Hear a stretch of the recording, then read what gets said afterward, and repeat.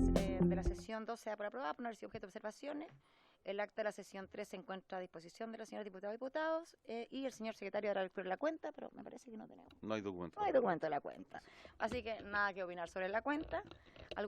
Ofrezco la palabra sobre puntos varios, o si no vamos inmediatamente ya a la tabla. ¿No hay puntos varios? Perfecto. Entonces, vamos con la orden del día.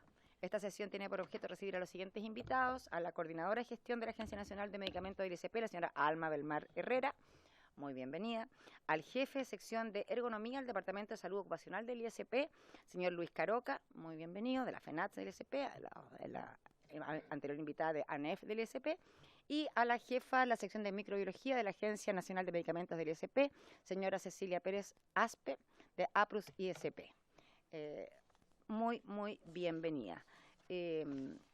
Entendemos, cierto, que tiene una presentación y un poquito siguiendo la metodología que estamos empezando a instaurar de la semana pasada. Primero yo quiero realizar algunas preguntas orientadoras en el sentido de que ojalá en su presentación, si no está incluido en la presentación que prepararon, verbalmente puedan hacerse cargo de estas preguntas, para así le damos un poquito de mayor conducción también a las intervenciones, ¿ya? Hoy día la sesión completa es para escucharlo a ustedes tres, porque son los únicos invitados que tenemos. Entonces, las preguntas que yo les rogaría que nos ayudaran a contestar, ¿cierto?, y a ir poniendo sobre los contenidos de su presentación, tienen que ver con tratar de determinar, que esto ha sido como parte del desafío, desde la perspectiva de ustedes, la cronología de los hechos. Creo que eso es algo que todavía tenemos como un poco de dudas. Desde el primer brote, desde la primera vez que apareció el primer brote, que todavía también hay dudas de cuándo fue exactamente eso, y las autoridades que estaban a cargo de tomar las decisiones en ese momento. Quiero como la mirada de ustedes desde el principio. Y también otra pregunta importante es por qué, desde la visión de ustedes, por cierto, se produjo este impasse entre el ISP y el Ministerio de Salud cuando se instruyó el retiro de productos de la doctora Sanderson. Por otra parte, también pido que se hagan cargo de esto, Sanderson ha emitido una declaración este mes, ¿cierto?, ¿qué alcances tiene lo que comunica? Porque parece o da la sensación, y les pido que me lo aclaren, que las medidas que toman son las mismas medidas instruidas por el ISP bajo la dirección del señor Verdugo. Así que, por favor, información sobre eso, porque me parece que es muy relevante. Se ha advertido, según la opinión de ustedes, sobre el riesgo de que ciertos laboratorios tengan prácticamente el monopolio de algunos productos esenciales. Otra pregunta, ¿es responsabilidad del director del ISP cautelar la disponibilidad de productos frente a situaciones como esta, o de ANAMED? ¿Quién dirigía ANAMED cuando aparece el primer brote?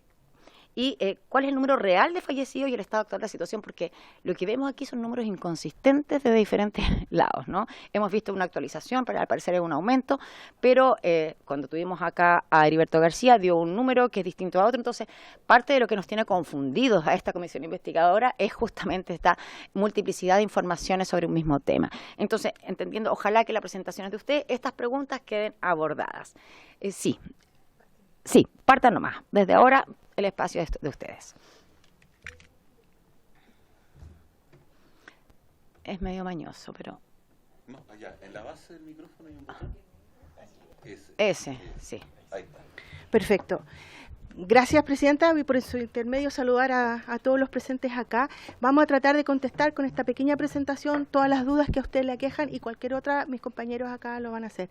Yo soy Alma Belmar, coordinadora de gestión de la Agencia Nacional de Medicamentos, pero además soy presidenta de una asociación de los funcionarios que nos conocen como AFIS-ANEF en el ISP. Nosotros, los gremios que estamos aquí representados, somos más de 800 funcionarios y representamos a socios y no socios de la institución, que todos en general, y soy mandatada además también del capítulo farmacéuticos de la institución, porque no pudimos estar de acuerdo con todo lo que pasó en la institución, porque terminan destituyendo a un director, pasando a llevar, ¿verdad?, la calidad técnica y profesional de todos los funcionarios que allí trabajan.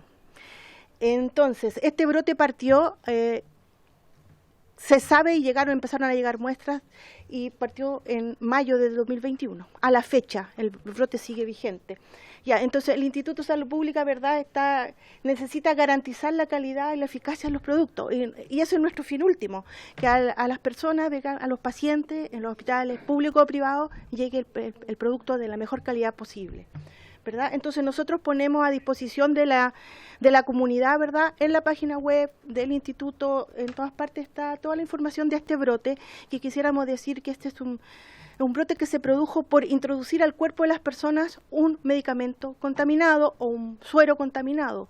No es una infección intrahospitalaria, como se quiso decir y se dijo en todas partes, y incluso el MinSal a través del subsecretario dijo que esta era una infección intrahospitalaria. No, al paciente le llegó el microorganismo a través de un producto que fue inyectado a su torrente sanguíneo. La próxima, por favor. Bueno, eso justo ahí está, detrás de ahí. Pero miren, llevamos casos confirmados como 600 casos confirmados a la fecha. Esto es la última semana epidemiológica del año 2023, de los cuales han sido más de 80 establecimientos de donde se han procesado muestras de pacientes, de productos, en todo el país, públicos y privados. La próxima, por favor. Y para revertir la información que tenemos a la fecha, digamos, y de los datos que usted decía, los casos confirmados a la fecha son 600 y los fallecidos por las distintas cepas, o que los pacientes que tenían, a lo mejor fallecieron, pero tenían una de las cepas, y en este caso son 70 pacientes a la fecha. Esa es la información que nosotros podemos sacar y tenemos, que es lo que está disponible desde el MinSal a nosotros. Así que no eran 25, son 70 a la fecha de la última semana epidemiológica. Adelante. Bueno, nosotros, ustedes saben que aquí hay un grupo multidisciplinario, porque ustedes nos preguntaban quién está a cargo. Bueno, hay un grupo multidisciplinario que está a cargo del brote en el MinSal, donde asiste la ministra, sus representantes, el Instituto de Salud Pública, la CENAVAS, todos los grupos que tengan que ver con brotes multicéntricos, en este caso es un brote multicéntrico, ¿ok? Entonces, esto se conformó y ellos estaban al tanto de todas estas cosas. Cada 15 días se reunían y se oficializó el año 2023. La próxima, por favor.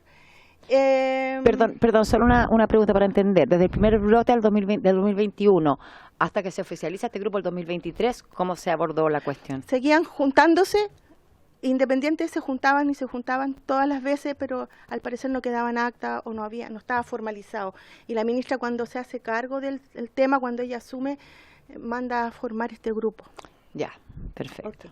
Mire, nosotros hemos... Perdón, disculpe que... Pero sí, entonces, hasta que asume la ministra, no se había formado un grupo. ¿Y cómo se estaba entonces atendiendo la situación? ¿Qué autoridades estaban atrás a cargo de esto? Y qué? Sí, la ministra, el jefe del departamento subrogante de la institución, el jefe de subrogante del ISP, etcétera, todas las autoridades de la fecha. Pero había un grupo que se juntaba. Eso se junta cada vez que hay un brote, pero se formalizó con la ministra actual. Ya, pero el grupo se venía juntando. Ya, perfecto, lo entiendo. Juntaba. Digamos, no tan registrada, con sin acta. Formalmente, claro, es que si no hay resolución es informal. Sí, exacto. Digamos. Durante el año, desde el tiempo, que quede muy claro que el instituto tomó diferentes medidas, distintas medidas que fueron muy cuestionadas, ¿verdad? Desde retiros de mercado, parar fabricación, cuarentena de productos, suspensiones de distribución, retiros del mercado, salmientos, suspensiones, etcétera, etcétera. Se comunicó y ya Pero veo, perdón que interrumpa, que todas las medidas son desde el 2023. Yo me pregunto, antes que Lo que pasa es que el caso puntual aquí es contra el laboratorio Sanderson. Ustedes han escuchado que el laboratorio Sanderson dijo por todos los medios que ellos no eran culpables de nada. DIFEN partió en el 2000, las primeras muestras eran del laboratorio DIFEN. DIFEN fue cerrada su línea de producción, se cancelaron, se restringió, se suspendió, se retiró del mercado, se prohibió de distribución de estos desinfectantes de mano, etcétera, que era la clorhexidina, y ese brote era la cepa lata de este clon, era la cepa lata. Entonces, y también encontraron en pacientes, ¿ya? Y eso pasó, terminó, y como que no se encontraron más pacientes, ¿verdad?, ni muestras contaminadas con ese clon. Pero el brote seguía y era multicéntrico. Entonces, ¿quién era el responsable? Y ahí empezaron a aparecer las muestras del laboratorio Sanderson, productos que llegaron al Instituto de Salud Pública y se analizaron, muestras de pacientes que llegaron al Instituto de Salud Pública y se analizaron. Y ahí se llega a decir que sí era en Sanderson el problema. Yo en la presentación un poquito más adelante tenemos como otra con ya, la diputada Bulnes quiere prender su micrófono, diputada Bulnes. Perdón que esta es una modalidad como un poco más conversada que tenemos, que nos parece que finalmente para nosotros también es más útil para poder tener la información. Sí, es más fácil porque así se produce el diálogo. A mí me preocupa, veo todas las medidas que se tomaron el año 2023 y Sanderson, por cierto, negaba cualquier responsabilidad. ¿Qué medidas, aparte de la suspensión de fabricación, cuarentena, suspensión de faena, suspensión de distribución, etcétera, etcétera, etcétera, qué medidas se han tomado para perseguir la responsabilidad del laboratorio, porque hay una responsabilidad civil evidente, sobre todo si negaba y resultó ser efectivo? ¿Qué medidas o esto viene después en la presentación? ¿Le puedo decir de inmediato, por su intermedio? Sí. Las medidas son penales, claro, y el Ministerio de Salud hizo una presentación, ¿verdad?, al Ministerio Público. Y eso está en investigación en el Ministerio Público. El fiscal ha estado tomando muestras, ha requisado, ¿verdad?, celulares, ha hecho de todo lo que le compete, ¿verdad?, al área penal, al fiscal, que incluso va a ir a darse una vuelta al instituto, entendemos, esta semana, a ver nuestro recinto, etcétera. ¿Es una denuncia o se hizo una querella directamente? Es pura curiosidad porque para el caso va... Yo entiendo que tienen invitado, ¿verdad?, a algunos representantes del MinSal a posteriores, no sé, en algún minuto, ¿verdad?, irá a venir. Pero sí, se hizo una presentación. Si es querella o denuncia, el detalle puntual no lo conozco, pero sí que está en investigación penal en este minuto. Y está en curso eso. Bueno, gracias. Bueno, más sentido tiene eso a la constitución de esta comisión investigadora, digamos, sí. Incluso hay una lista penal. Sí, pero que quede claro, diputada presidenta, que aquí, claro, habían 2 laboratorios involucrados, Difen al principio, Sanderson al final, ya está actualmente. Perfecto. Y se retiró. Y le quería, bueno, es una cronología contra Sanderson en el 2023 y ya sigue en el 2024, pero acuérdense que Difen pasó antes, después. Sí. La próxima. Mira, lo último que quería decir que el brote sigue activo y ya ahora se considera un brote polimicrobiano, porque ya aparece en las muestras de los pacientes, en la muestra de la empresa y en la muestra de los productos más de un contaminante, que en este caso es la Burkholderia contaminans y la Ralstonia piquetti. Y ahora pasó a ser entonces que lo nombró la semana pasada, a lo mejor a la pasadita, ¿verdad? El exdirector Verdugo lo dijo a la pasada, pero lo queremos, entonces es de origen común, laboratorio Sanderson, la agua, y entonces ahora ya es como un brote multibacterial. Polibacterial. Eso queríamos dejar. Adelante, diputada Bulnes. Nombró 2 bacterias, como yo, la verdad, soy abogado, entonces no soy médico. La otra bacteria que usted nombró es de la misma familia, de la... Burkholderia. Sí, son cercanos. Son cercanos, pero dentro de la familia, o son... No es un clon, no es nada. No es clon de la Burkholderia, no. Este es un nuevo. Es otro nuevo, sí, otra bacteria nueva que se encuentra en los productos del mismo laboratorio y en el mismo tipo de productos, sí, o en los mismos tipos de productos inyectables. O sea, en el agua bidestilada, sí, los y en los sueros. Exactamente, los mismos productos. Y esta otra, insisto, y esta otra bacteria que no es pariente, digamos, directo. Ralstonia piquetti. No es pariente directo, su peligrosidad, es que no sé cómo se dirá en medicina. El riesgo que implica para la salud. Mismo riesgo que la Burkholderia. Yo aquí solo para actualizar. O sea, se suman 2 riesgos. Sí, absolutamente. O sea, no es que... van por vías paralelas, pero se suma un riesgo nuevo por esta segunda bacteria que se encuentra en los mismos tipos de productos en el mismo laboratorio. Sí, y por eso lo queremos relevar, porque si me pasan la próxima, por favor, ¿cómo estamos ahora?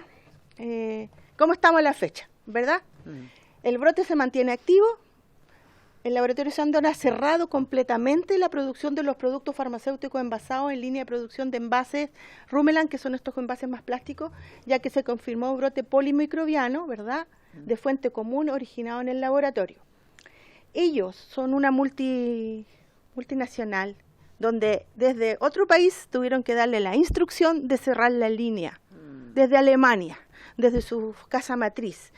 No le hicieron caso al Instituto de Salud Pública, no le hicieron caso a nadie, pero la casa matriz le dice cierre la línea y se cierra la línea y se informa.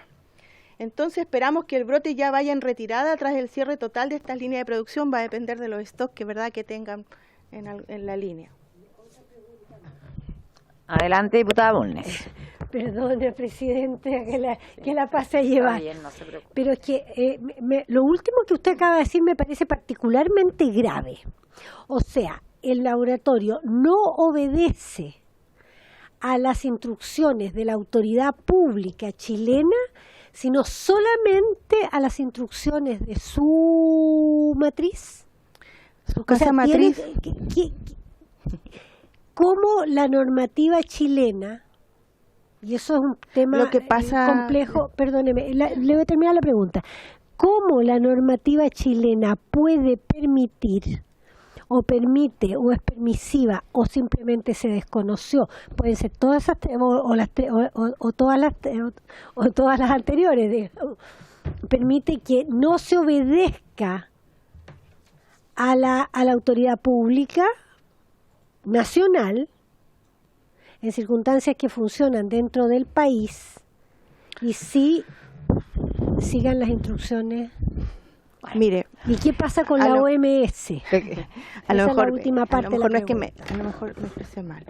El Instituto de Salud Pública, y por eso se produjo este problema y por eso destituyeron a un director. El instituto dijo cerremos todo. Y ahí pensamos, no sabemos, esperamos que la comisión lo descubra, ¿por qué retrotraen los hechos si decimos todo a un producto? Y hacen cambiar toda la decisión. El ISP tiene todo el respaldo de que eran varios productos, no era un producto. Entonces el instituto hace lo que tiene que hacer, el MinSal le pide retrotraer los hechos y a la vuelta de 2 meses la casa matriz le dice cierra y cierra. Ese es el punto. ¿Por qué?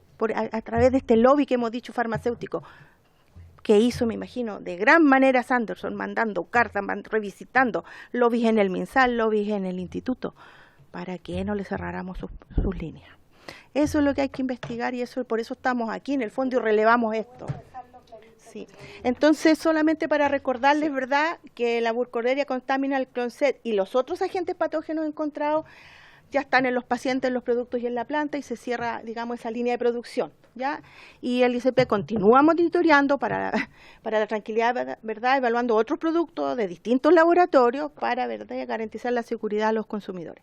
Y la vigilancia del ICP sigue activa, eso no vamos a bajar nunca los brazos, independiente de todo lo que puedan hacer contra nosotros, echando a un director, mandándonos a poner notas de demérito, mandando a hacer sumarios por cualquier cosa y decisión que nosotros tomamos.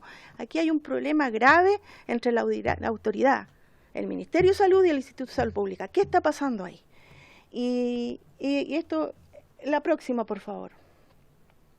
Y bueno, y lo que le queríamos contar, ¿verdad? Al final, la anterior, por favor. Y ahí está la carta de Fresenius Kabi en la casa matriz, ¿verdad?, del laboratorio Sanderson, por supuesto, que comunica, ¿verdad?, a todos sus clientes el 2 de enero de 2024 que ellos van a cerrar, ¿verdad?, las líneas y podría haber. Y después hay un documento el 10 de enero de la Subsecretaría de Redes Asistenciales, ¿verdad?, que el instituto ofició muchas veces para decirle, por favor, ocúpense, ¿verdad?, del abastecimiento, que del ISP no tiene la culpa, digamos, que no estén los productos de otros proveedores. Incluso hay otros laboratorios de producción menor en Chile que han estado donando los productos a distintos hospitales para que tengan abastecimiento. Eso está pasando hoy en día. Y que quiero solamente para dejarlo totalmente claro, esto que viene a retirar Sanderson por esta orden desde Alemania, es lo mismo que había instruido por supuesto. El exdirector Verdugo. Son los mismos productos. Ok, eso quería dejarlo claro. Y entonces ahí están los 2 documentos para que ustedes vean que ya se convirtió, pasó más allá. Y esto es hoy, al día 10 de enero, que podrían haber, ¿verdad?, ya se cierran las líneas y probables problemas de abastecimiento. Y va a depender, ¿verdad?, de Senabá o de los mismos laboratorios públicos y privados, de dónde se abastecieron. Si sabían que este problema lo teníamos hace varios años, a esta altura cada jefe de abastecimiento de esos recintos debiera haber adquirido ya productos de otros proveedores. ¿De quién es el responsable de esa situación en particular? ¿Ese desabastecimiento, no haber cautelado que haya provisión de otras? Para nosotros siempre va a ser Cenabás. Cenabás en algún minuto. ¿Y quién estaba en el 2021 a cargo de Cenabás? El director actual de Cenabás, me imagino que estaba, porque él fue nombrado en este gobierno. El 2021. Sí, no, me imagino que podría ser el mismo director pero desconozco, no estoy segura pero podría ser o no. Pero el punto es que en el 2023 el director actual de Cenabás. Ya. Sí, adelante, diputada Bunnes, le doy la palabra. Prenda el micrófono. Sí, me falta un par de slides, una más estamos. Ya, perfecto. Porque quiero preguntar por las ampollas plásticas. Deje que termine. Por si no le respondo ahí. Sí. Y mira, para terminar, la próxima, por favor. Bueno, nosotros, verdad que nos pusieron en entredicho de todo lo que hicimos. Nosotros tenemos mandatos legales y estamos siempre, contamos con toda la evidencia científica, verdad, para ir seguir regulando a todos. ¿Y la próxima? Bueno, ese es el punto. Nosotros, ahí dice que está DIFEN en el primer brote, ¿verdad? La primera parte en el año 2022 y la segunda parte en septiembre de 2023. En la primera parte teníamos un director subrogante donde el laboratorio DIFEN separaron cirugías también, a eso voy. Al director Verdugo lo echan porque dicen que separaron 500 cirugías, pero al director subrogante anterior no le pasa nada con 446 cirugías. Claro que el producto primero retirado era una clorexidina, que era producto, pero se suspendieron igual. Se suspendieron igual, y etcétera, etcétera. Entonces, esa es la controversia que pasa. ¿Por qué si Laboratorio Sanderson lo dejan pasar y al otro se cerró todo, no hubo problema? Ellos subsanaron sus problemas, no se han vuelto a encontrar muestras contaminadas. O sea, desde lo que me están diciendo, el protocolo que se siguió con DIFEN fue más correcto y se cumplió, digamos, a cabalidad. A cabalidad. Lo que no ocurrió en contraste con Sanderson. ¿Es así? Sí, ¿Eso es lo que entiendo? Eso hay que entender porque que pidieron que se retrotrayeran los hechos. Ya. Y la última, aquí estamos. Entonces la gestión del instituto son que lo que quisiéramos recalcar que todas las decisiones adoptadas en el caso de Sanderson han sido cuestionadas por las distintas entidades por diferentes razones, vinculadas más con el problema de desabastecimiento que con la calidad y riesgo de uso de esos productos, y eso llevó a una destitución de un señor director. Y ninguna de las acciones que realizó en el ISP fueron tomadas sin haberte conversado y coordinado, y que quede muy claro en ese grupo de trabajo, validado en el 2023, con la ministra, el subsecretario de Redes, la subsecretaria de Salud Pública y la Cenabás, ¿verdad? Entonces, esto todo se conversa, las decisiones son todas en conjunto, no se toman decisiones solas porque a mí se me ocurrió ir a cerrar la planta, no, esto tiene un fundamento técnico. Entonces queremos, lo que yo espero, esperamos, ¿verdad?, que esta comisión pueda investigar a fondo, conocer toda la documentación, incluso a 6 años atrás, porque esto se venía, antes de 2021 también la empresa tenía otros medicamentos contaminando sus productos. También. Sí, entonces son 6 años. O sea, por lo menos investiguen hacia 6 años. Ya. Esa información la puede tener el ISP y el Ministerio de Salud. Y que definan bien, porque a veces las colonias investigadas, insistimos, esto no fue una infección intrahospitalaria, fue producto contaminado directamente a la persona. Y nos gustaría ver si se puede llegar al fondo de por qué el MinSal no permitió cerrar a Sanderson en el momento que se tenía que hacer y se retrotraen los hechos, y por qué realmente destituyeron a nuestro señor director. Eso era mi presentación y creo que he contestado la mayoría de sus preguntas. Así es. Pero va a presentar usted. Quiero reforzar Sí, terminamos de escucharlo y ahí hacemos las preguntas. Ahí, ¿Ya? sí. Ya, buenas tardes a todas y todos. Muy bienvenida. Aparte de Cecilia Pérez, la jefa de microbiología farmacéutica de ANAMED, y además también soy parte de la directiva de la Asociación de Profesionales del IACP. ¿Ya? Yo quería reforzar a Alma, lo que dijo Alma respecto a, primero, ella contó un poco el orden de los hechos. Lo que ocurrió empezó con un brote, ¿no es cierto?, con la clorexidina de DIFEM. Eso fue en el 2021, nosotros nos empezaron a llegar muestras el 2021, en octubre del 21.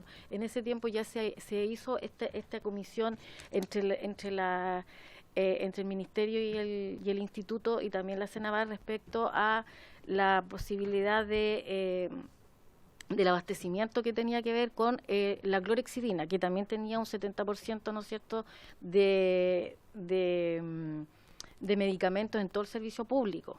Y en todo el servicio público y en realidad en las ¿cómo se llama?, en las clínicas también de proveer la clorhexidina. Entonces, por eso que cuando se elimina, cuando se dice y se instruye que la planta deje de funcionar, ¿no es cierto?, termina el brote de lata, termina por completo, no hay más casos de pacientes con lata, y también en ese tiempo se tuvieron que digamos, eliminar o las cirugías, cortar las cirugías, porque esto se ocupa en pabellón, ¿ya? Después vino, esto lo encontramos en abril del 22, encontramos el clon lata, o sea, la cepa lata, clon 8, en clorhexidina, de DIFEM.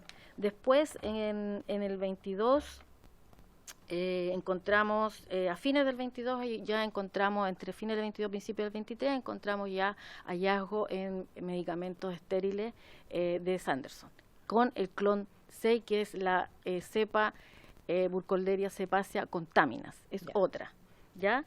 Y es otro clon. Aquí en esta parte ya del brote multicéntrico, ¿no es cierto?, acá encontramos que el paciente tiene clon 6, el producto encontrado por nosotros tiene clon 6, el mismo contamina clon 6, y en una de las visitas inspectivas de seguimiento que hizo el instituto al laboratorio Sanderson, ellos también encontraron dentro de sus procesos, encontraron el clon 6, o sea, la Burkholderia que nosotros le pedimos, la cepa aislada para poder hacerle el estudio de clonación, y encontramos el mismo clon, es decir, se encontró en el paciente, se encontró en el producto y se encontró en la planta. Ya ese es más o menos el seguimiento. Respecto ¿Le puedo hacer una pregunta? Sí, claro. De las aproximadamente 70 personas fallecidas que tenemos reportadas hoy día, ¿algunas son de DIFEM o son todas de Sanderson?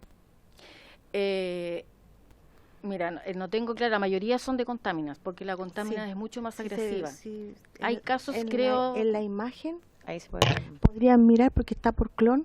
Ya, ahí lo vamos a cantidad de revisar. pacientes. Claro, pero la contamina es la más agresiva. Sí, esa era la más agresiva. Sí. Ya. Sanderson. Y pensando que pensando además también que el medicamento, este es un medicamento que va es inyectable, por lo tanto no permite ningún tipo de microorganismo, independiente cuál. Claro, ¿ya? por supuesto. En cambio el otro es clorhexidina, que es un jabón que va a usar para desinfectar las manos. Claro. Es tópico, no es inyectable, entonces es distinto. Perfecto.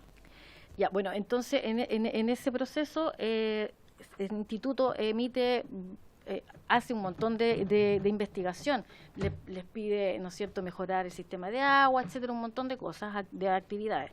Entonces yo quería mencionar acá un ordinario que emitió el antiguo director subrogante, Heriberto García, ¿no es cierto?, le emite el ordinario 175 en marzo del 2023, a principios del año pasado, le emite este ordinario a la doctora Jimena Aguilera, ¿no es cierto?, diciendo, yo después se lo puedo mencionar, por favor, si lo mandan, sí, lo agradecería. En el punto 2, ¿no es cierto?, dice que los resultados deficientes en el proceso de calificación del sistema de agua sugiere la presencia previa de contaminación con alcance a todas las líneas de producción. ¿Por qué? Porque el sistema de agua, con el sistema de agua se hacen todos los medicamentos de solución líquidos. Por lo tanto, pudiese eventualmente, potencialmente, estar todos los medicamentos contaminados. Y en el punto 3 dice, considerando lo anteriormente expuesto, que después yo se lo voy a indicar todo para que no leerlo completo, este instituto estima que actualmente existe alto riesgo de contaminación de cualquier producto inyectable del laboratorio Sanderson, fabricado con anterioridad a enero del 23. Por lo que se considera necesario realizar el retiro del mercado de todos los productos vigentes elaborados por Sanderson, con especial énfasis en aquellos productos vigentes elaborados en envase plástico.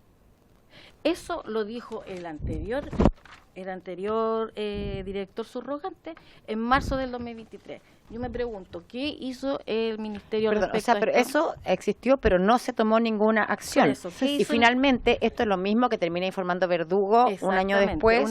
Casi un año después, o sea, en agosto, esto fue en marzo del 23, y el director lo dijo como en septiembre. Perfecto. ¿Y qué pasó entre medio? O sea, hubo un ordinario del director de ese momento, ¿cierto?, en que señala la necesidad de cerrar todas las líneas de producto. Exacto. Y eso no tuvo respuesta desde no hubo respuesta, no sé si habría que hacerle seguimiento. Pero no tuvo respuesta en cuanto a acciones. No hubo cierre ni retiro. Perfecto. Exactamente. Cuando asume el director Verdugo, el día antes ya le estaba llegando una carta de Fresenius Kabi, que es la multinacional, o sea, la transnacional que tiene a Sanderson, digamos, como filial acá en Chile. Y en esa también se la podemos hacer llegar. En esa lo que dice en el fondo es que deje de sin efecto todo lo que se ha hecho, porque ellos no son culpables de nada, y a nosotros como laboratorio nos dejan mal parados. O sea, toda la culpa la tenemos nosotros, toda la responsabilidad la tenemos nosotros, porque nosotros le contaminamos el producto, no sé, dice aquí un montón de cosas, y lo que quiere hacer efecto, ¿no es cierto?, es que retrotraiga todas las medidas que se han tomado con Sanderson. Y pide... ¿De qué fecha es eso? Esto es el 29 de mayo del 2023. Ya en la parte donde dice peticiones concretas que pide Sanderson, es en razón a todo lo señalado precedentemente, solicitamos a usted evaluar los antecedentes proporcionados en esta presentación, considerarlos y en virtud de su mérito solicitamos que, en caso de discrepancia en relación a los productos terminados estériles, los resultados sean válidos por un tercer independiente. ¿Qué significa esto? Que lo que ellos quieren invalidar nuestros resultados como agencia, como nosotros como agencia de medicamentos, nosotros hacemos fiscalización. Por lo tanto, nuestra fiscalización no está desmereciendo nuestro rol, primero que todo, y quieren un tercero. Quieren un tercer, dice independiente, que es difícil que sea independiente porque todos son privados. Todos los controles, los laboratorios de control de calidad son privados. Por lo tanto, no hay ninguno independiente. El único independiente que pertenece al Estado somos nosotros. Claro. Que posea las correspondientes certificación y validación en materia de ensayos microbiológicos, de modo de poder revisar los resultados de análisis realizados por el ICP. Es decir, ellos no quieren reconocer porque ellos no han encontrado en sus análisis la urcolderia, en sus análisis de producto terminado, y sin embargo nosotros sí. Entonces, esa discordancia ellos quieren que un tercero lo dirima. Por lo tanto, eso es inaceptable porque nosotros somos la entidad técnico, pues, por supuesto. Sí. El segundo, excepción de multa con relación a todos los recientes retiros. O sea, ellos piden que no los multen. Y la otra es adoptar las medidas pertinentes en relación con los retiros de mercado actualmente vigentes. Es decir, revertir todas las medidas de las series encontradas. Esto fue en mayo. Esto fue en mayo. ¿Y cuándo se revirtió la decisión de retirar los productos del mercado? No, ellos son los que esto estaban pidiendo que lo hiciera de señor Verdugo. ¿Cuándo fue la decisión de no la retro? ¿Cuándo se retracta el mensaje? En septiembre. Esa es la transita. Entonces esto para nosotros, esto para nosotros es una presión bastante importante que estaba recibiendo ya el primer día de inicio de trabajo del señor Verdugo. ¿Tú me puedes hacer eso? Claro. Todo. Gracias. Si quieres se lo paso todo. Después lo mandan digital igual, pero... Sí, se lo mandamos. Esto es una ayuda mía, gracias. Una memoria. Entonces, frente a todo lo que yo he expuesto, si ustedes tienen alguna pregunta, me imagino... Sí, ahora abrimos la palabra ya más formalmente. Perdón. Que lo otro que quería mencionar es que ellos finalmente, ellos dicen que no tienen ninguna contaminación, que todos sus productos cumplen con todas las calidades. Sin embargo, ellos mismos pidieron a fines de este año 23, una reunión urgente, porque en su producto terminado, ellos con su método de análisis encontraron Ralstonia piquetti. Entonces, además, ellos tienen una bacteria adicional que las encontraron ellos en sus productos. Perfecto. Eso. Muchas gracias. ¿Les parece que escuchemos a nuestro tercer invitado y después, o algo puntual hacia ella? Bueno, sí, diputada Bulnes, vaya, tiene la palabra. Lo que pasa es que yo estoy viendo este documento de 2 de enero de 2024 que dice estos productos, es la parte que me interesa preguntar. Estos productos corresponden a cloruro de potasio inyectable 10%, ampolla plástica, glucosa hipertónica, solución inyectable al 30%, ampolla plástica, lidocaína, clorhidrato, solución inyectable, ampolla plástica. Entonces sabemos que es en las ampollas plásticas. Y por otra parte, cuando expuso el director Verdugo, nos explicó que el tema de las ampollas plásticas es un problema también de que se pueden autoclavar o no autoclavar. Sí. ¿Quién autorizó o cómo se autorizó que estos productos, que por lo menos cuando yo era niña venían siempre en ampolla de vidrio, pasaran a ser en ampolla plástica, que no son autoclavados, no son susceptibles de autoclavado? ¿Cómo se produce? ¿Es el laboratorio que por sí solo toma la decisión o el laboratorio para poder pasar de vidrio a plástico tiene que pedir autorización a la autoridad pública? Esa es la pregunta. Muy buena pregunta, diputada. Sí. Para pasar de ampolla de vidrio a plástico. Perdón, para pasar de ampolla, todo medicamento que tiene alguna modificación en su proceso o en su envase primario, siempre va a tener que ser el instituto el que lo va a autorizar, siempre y cuando tenga todo el respaldo de técnico, ¿no es cierto?, y de todo lo que se le solicita desde el instituto para poder aprobarlo. ¿Y cuándo se autoriza? Ahora, eso, las ampollas plásticas en general, no solo aquí donde se producen, sino que en todas partes del mundo se hacen ampollas plásticas. Sin embargo, el proceso de la ampolla plástica, como dice Sanderson, el plástico en sí, hay dos líneas para que se entienda. Hay una línea de bajo volumen, ¿no es cierto?, que tiene una forma de producción, y la otra de alto volumen que sí tiene esterilización autoclavado final, ¿ya?, que es otro plástico. Pero el autoclavado final que tiene ese plástico no es a 121 como dice generalmente en los estudios, sino a 106 porque el plástico no resiste. Sin embargo, hay fórmulas, ¿no es cierto?, donde se calcula el F0 para poder considerar y para poder, confirmar de que ese producto estuvo un proceso de esterilización, ¿ya? O sea, existe igual, hay estudios y ellos presentaron su investigación y su estudio respecto a la resistencia y a la esterilización. Lo que pasa es que nosotros pensamos que si el agua se contaminó, generalmente se genera un biofilm en los ductos, en los piping que le llaman, que son las cañerías, ¿ya?, que también tienen que cumplir con ciertas normativas, todo eso se cumple. Sin embargo, pasa y puede pasar de que se contamine y que se le quede el biofilm, que es muy difícil de sacar. El biofilm no es fácil de sacar.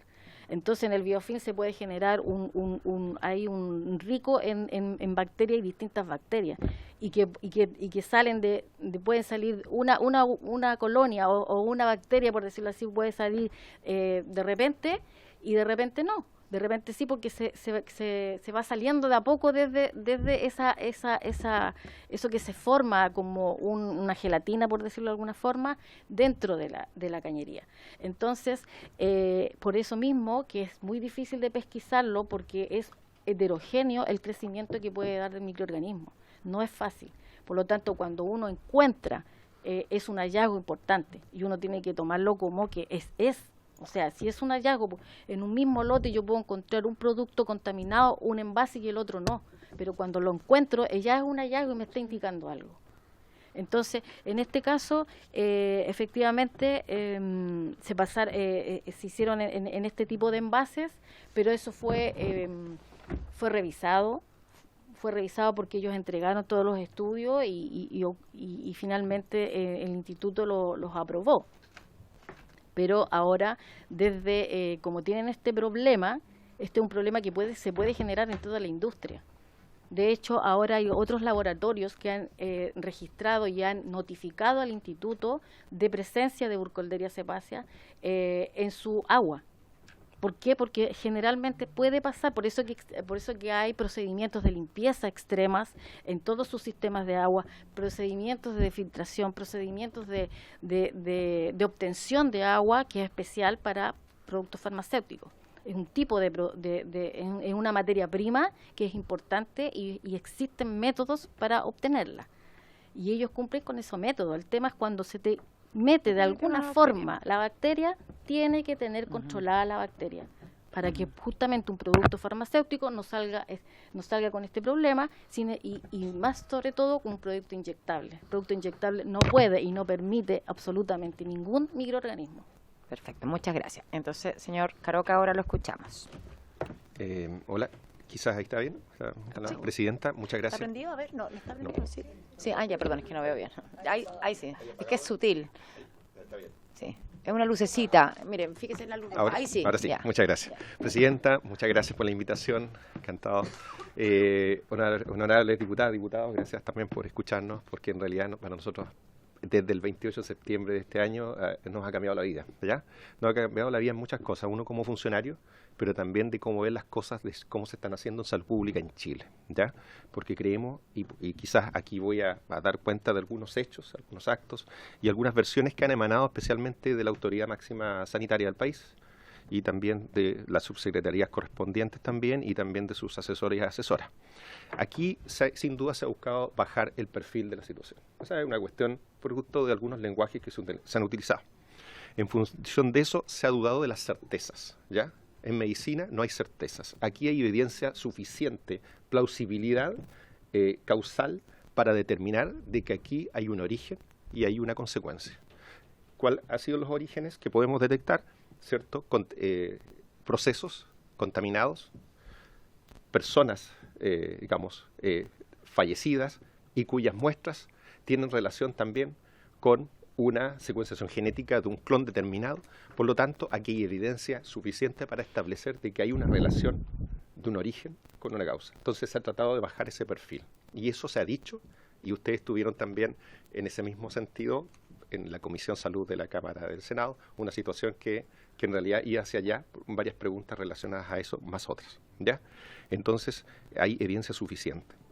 Por otra parte, se ha señalado de forma reiterada por el Ministerio de Salud que esto afectaría a un número determinado de pacientes con algunas patologías determinadas, que puede ser cierto. ¿Por qué? Porque se ha investigado más que la burkholderia podría afectar a pacientes que, coincidentemente conozco muchos a este tipo de pacientes, las personas que tienen la fibrosis quística, que pudiesen estar más afectados.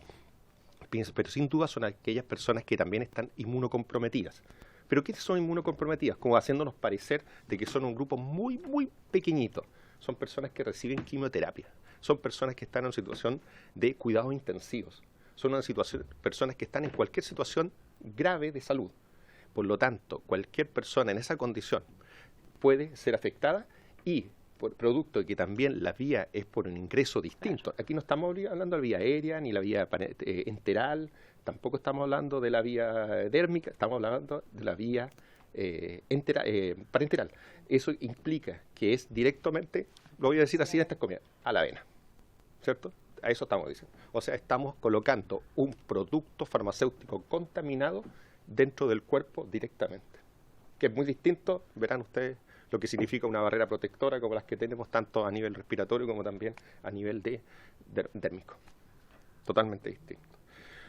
Esas son cosas que son interesantes de tener en cuenta. Otra cosa también, y se ha señalado también de que parece ser que la letalidad es baja, lo señaló de hecho el propio subsecretario. Pero veámoslo en grupos específicos, como por ejemplo personas que han estado en unidad de cuidado intensivo. De hecho hay estudios que por suerte tuve oportunidad de encontrarlo, voy a ver si los encuentro por ahí, que aparecen americanos, mexicanos, algunos, que determinan de que personas que se contagian con la burkholderia tienen una alta y altísima letalidad producto de haber estado en una unidad de cuidados intensivos. Otra cosa también que quiero ver, que esto realmente a mí me parece muy, muy, muy grave, pero que tiene que ver más o menos como también le tuvimos que dar esta forma pensando de que en realidad, oye, ¿qué está pasando aquí? Ustedes mismos en realidad reaccionaron frente a eso, que era por qué las personas no estaban informadas de los fallecimientos en Chile. ¿Ya? Aquí hubo más cuantos años que a las personas no se les informó. Escuchamos a unos asesores del IAS, del departamento, del Ministerio de Salud, decir que recién hace poco habían consultado OPS, OMS, si tenían o cómo debían informar a la ciudadanía, a los familiares de los fallecidos, si debían informar o no y cómo hacerlo. Eso, aquí estamos en un Estado de Derecho. Un Estado de Derecho es primario. Lo que exige, yo creo, pongámonos también en el lado, ustedes los invito a ponerse en el lado de que fuesen familiares de un fallecido. ¿Qué hubiesen esperado? Que lo hubiesen dicho, a lo menos, de que falleció mi familiar. Eso yo creo que es lo... Y además, en los casos graves, haber también dicho por qué enfermó gravemente. Porque aquí también el tema de la causalidad, cuando hablamos también esto, y mis colegas acá lo dijeron, pasar de... Porque, lo otro, con respecto a las cifras. Esto de decir, hay 25, tenemos 70, no son 25, son 70. ¿Pero por qué? Porque claro, si yo puedo hacer una análisis... Para ser bien preciso, justamente yo quería apuntar, esos 70, ¿cuál es la fuente? Como hemos tenido diferentes números, ¿cuál es la fuente, el origen de ese número? Para poder... En la presentación abajo dice la fuente, buscando. pero Ya. eso es el Ministerio de Salud. El propio Ministerio de Salud. Sí. Perfecto. Sí. Ya. Claro. Programa Nacional de... Sí, claro. Sí. Claro. El micrófono. Ya. ¿Sí? Disculpa, gracias. ¿Ahí está bien ya? Sí, disculpa. Entonces, lo otro, claro, en cuanto a las cifras, esto lo habíamos dicho, que iba a pasar. Y se iba a pasar un análisis técnico, es decir, la causalidad directa. Aquí no estamos hablando solo de causalidad directa, estamos hablando también de elementos que sobre una patología base puede incidir en que la persona que pudo haber fallecido, que al final igual hubiese fallecido, pero quizás no hubiese fallecido. Eso es un poco más difícil de determinar. Y además hay un tema también de una anticipación de la muerte. O sea, el hecho que tengas una bacteria de este tipo hace que también puede haber sido una muerte anticipada, donde un ser querido pudiera haber estado mucho más tiempo compartiendo con los suyos. Otra cosa también importante es que el clima de informalidad que se ha dado en esto. Ustedes vieron aquí al Rubén Verdugo decir, bueno, cuando se tomaron estas decisiones, estoy hablando de varias cosas, pero Rubén Verdugo cuando comentó dijo, bueno, y cuando se tomó la decisión, quedó algo escrito, ¿se acuerdan? El presidente se le dijo, no, en esta comisión o en este llamado del Comité de Brote no hubo nada escrito. Bueno, a nosotros nos pasó lo mismo. Nosotros fuimos a conversar con la ministra para que nos explicara, nos diera explicaciones. Me quedé yo con un guardia muy alto que está en el ministerio, probablemente algunos lo conocen, con una secretaria. Fui allá, me presenté al lado muy cerca de la ministra y también de su jefa de gabinete. Les pedí un acta de la reunión, no se hacen acta. En este caso también. Entonces, ¿por qué? Porque justifica de lo que no está escrito, uno no lo puede... Bueno, ellos tampoco, porque si yo estoy seguro que aquí va a quedar un acta. Porque donde yo vengo a la casa, de ahí sale el acta, ¿cierto? Es una cosa casi de sentido común. Y por otro lado, es lo que comentaban también las colegas, el tema de la infección intrahospitalaria. Me parece que por lo menos no dejar claridad de que esto mira, si quieren, desde estos del IAS, o de los departamentos que están viendo de estas atenciones asociadas a salud, digamos, de las infecciones pues, en salud, que se diga el apellido. Estamos hablando, si le quieren llamar infecciones intrahospitalarias, que le llamen infecciones intrahospitalarias, pero producto de productos farmacéuticos contaminados, que le pongan el apellido que corresponda. No estamos hablando porque todos sabemos que en realidad hay incluso un margen de posibilidades que una infección intrahospitalaria es posible. Eso en salud se tolera, hay un margen de porcentaje tolerable. De hecho, eso es el seguimiento que hacen la unidad en que en cada hospital están, en cada hospital. Y por otro lado, también uno esperaría que eso son de muy difícil manejo, muy difícil sacar pero esto es muy simple. ¿Cómo lo elimino? Cambio el producto. Listo. Cero riesgo. Y otras cosas, bueno, y voy a ser un poco más breve porque sé que los tiempos avanzan. Bueno, pues, en esa reunión que nosotros fuimos con la ministra, esto fue el día jueves 19 de octubre, le pedimos algunas explicaciones. Bueno, ella nos manifestó algunas cosas que nos parecen bastante curiosas porque no fueron así. Nos dice que porque tiene que ver con haber evitado las cirugías, digamos, ¿ya? O sea, evitado la suspensión de la cirugía. Perdón, solo para aclarar, porque acá tenemos dos líneas de situaciones. Sí. Los pacientes afectados que se infectaron y fallecieron, o se infectaron y quedaron afectados, y los que fueron afectados porque sus cirugías fueron suspendidas. O sea, son dos líneas de afectación. Muchas gracias por la aclaración, porque es así. Ella señala que ese mismo día le habría llamado a Rubén Verdugo para señalarle que cambiara, y que él no le habría hecho caso. Bueno, ella... Eso es lo que nos dijo, lo repitió 3 veces en 2 oportunidades, pero nosotros ¿qué hicimos? Sí hicimos una pequeña acta, los 3 o 4 días, le mandamos esto mismo que estoy leyendo aquí, que les voy a leer a continuación, se lo enviamos para que haga como acta, como ellos no nos enviaron acta, nosotros dijimos esto no tuvimos respuesta sobre eso. Otra cosa también que Y esto es realmente curioso e impresentable. Yo, y disculpe que utilice esas palabras, pero en contra de una autoridad de salud, en este caso de la Subsecretaría de Salud Pública, de redes asistenciales. Mire, cuando se genera el día jueves 28 de septiembre, ¿cierto? Cuando se genera la suspensión total, ya se empieza a enterar la red, en general, la red asistencial en Chile. Hablemos clínicas privadas, hospitales públicos, SAPU, SAMU, todos se empiezan ya a enterar de que había una restricción y cuarentena sobre estos productos, porque dependiendo de lo que sea, y que no se podían utilizar. Pasan las horas, pasa toda la madrugada, y ya en la planificación todos sabían de que estos productos no se podían utilizar. Y se empiezan a suspender las cirugías. ¿Cómo es posible que la ministra se entere recién después del mediodía del día siguiente y que la única persona que probablemente a la red asistencial no sabía era el subsecretario de redes asistenciales, que pudo perfectamente esto haberlo visto en la madrugada o en la mañana y haber dicho, hoy dejen sin efecto y se retoman? Seguramente se hubiesen suspendido algunos procedimientos, estamos claros eso, pero no hubiese sido lo que hay acá.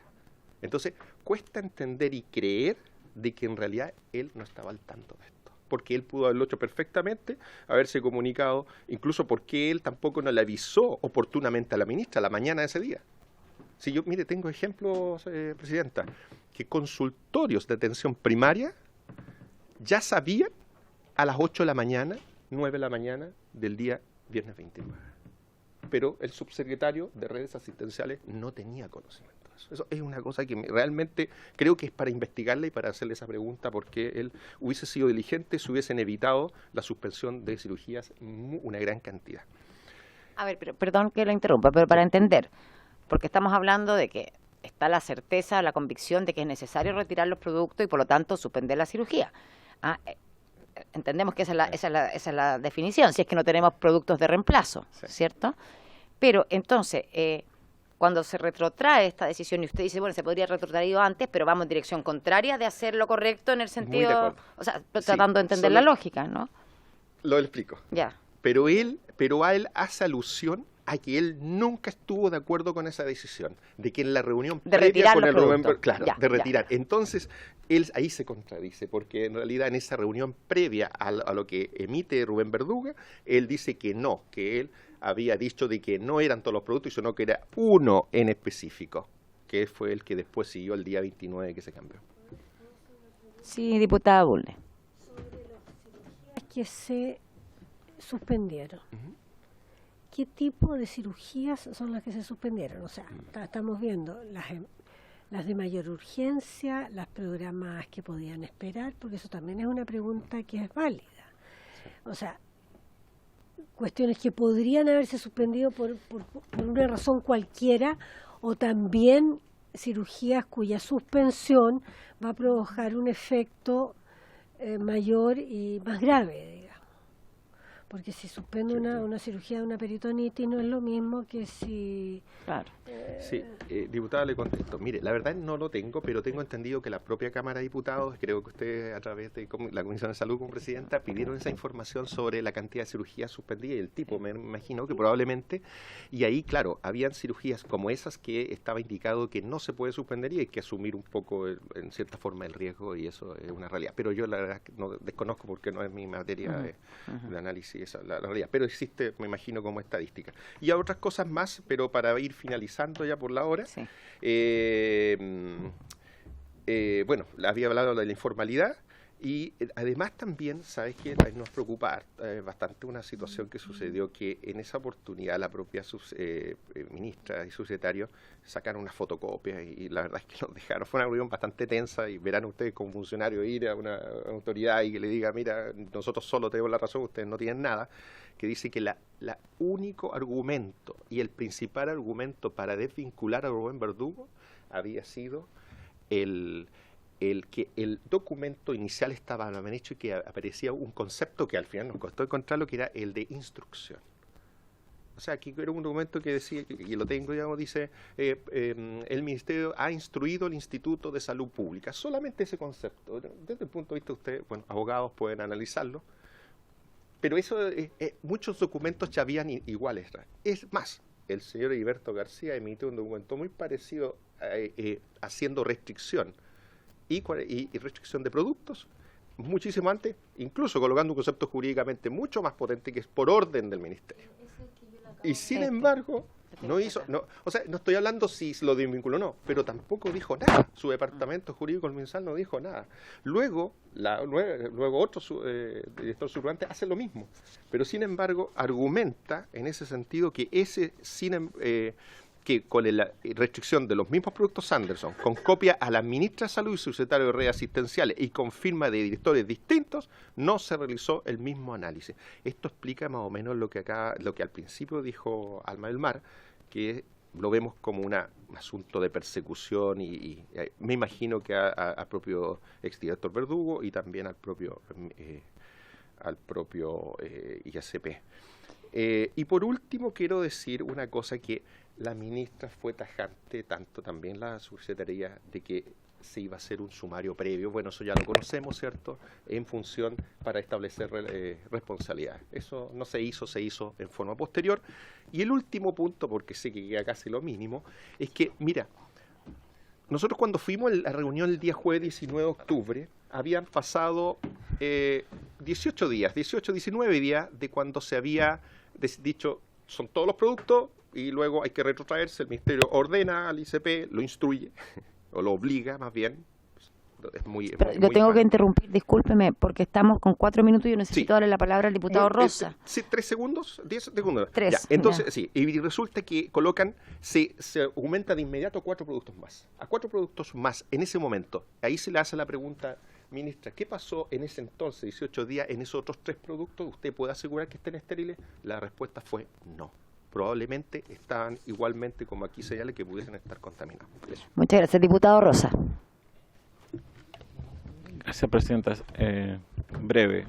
Lo que pasa es que de todas las disquisiciones que ha hecho, me surgen ciertas dudas, porque habitualmente cuando uno detecta problemas de contaminación de un fármaco o de una forma farmacéutica o de un envase de algún proveedor, generalmente se restringe al lote, se investiga el lote, cuál es, pero acá llama la atención que se hable como tan en general y se suspendan de un día para otro cirugías en todo el país, sabiendo que hay un lote específico que se puede identificar, porque hasta el día anterior a ese día se venían utilizando medicamentos de la misma índole para el mismo fin.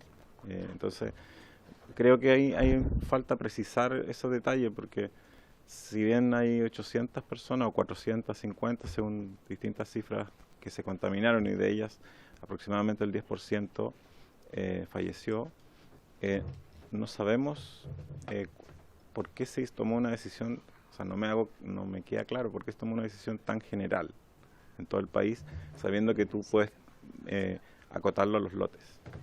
Diputado, discúlpeme, justamente creo que acá, porque creo que lo había explicado antes, creo que ahí queda más completo. Sí. Para contestar su pregunta, efectivamente, ¿está funcionando el micrófono? Sí, sí. Efectivamente se retiraron los lotes contaminados. Todos los lotes contaminados fueron retirados y esas fueron las acciones del Instituto de Salud Pública. Sin embargo, el tema está en que se encontró dentro del mismo laboratorio Sanderson la bacteria en sus aguas. Sin embargo, esa agua es la que se utiliza para hacer todos los medicamentos líquidos. Por lo tanto, eventualmente y potencialmente, todos los medicamentos pudieran estar es que estuvo la parte que no escuchó usted, diputado. Yo le sugiero a los que llegaron tarde que puedan después revisar, porque de verdad está bastante, para que vamos a ir, diputado, por favor, porque tenemos que... Sí. Está la presentación en el WhatsApp también, para que la revisen. Ya. Gracias, presidenta. Pregunta breve, precisa, concisa. ¿Saben ustedes cuánto factura Sanderson al Estado de Chile en producto? ¿Manejan esa cifra? No sé la cifra, pero el proveedor del 80%. Micrófono. La cifra no la conocemos, pero el proveedor del 80%. Eso, presidenta, gracias. Podríamos... Y el público y privado. Podríamos, no sé, de qué manera había transparencia, un oficio para poder tener esta información, ¿cierto? Lo que pasa, presidenta, es que claramente en todos los conflictos de este tipo siempre hay un tema de carácter comercial por sobre lo ético, lo moral, etcétera. Entonces, me resulta relevante saber cuánto está facturando esta empresa, porque Con Senabas. plata se compran huevos. Sí, vamos a oficiar a Senabas entonces para tener esa información, ya que ellos lo tienen que tener con toda claridad. Sí. ¿Mm?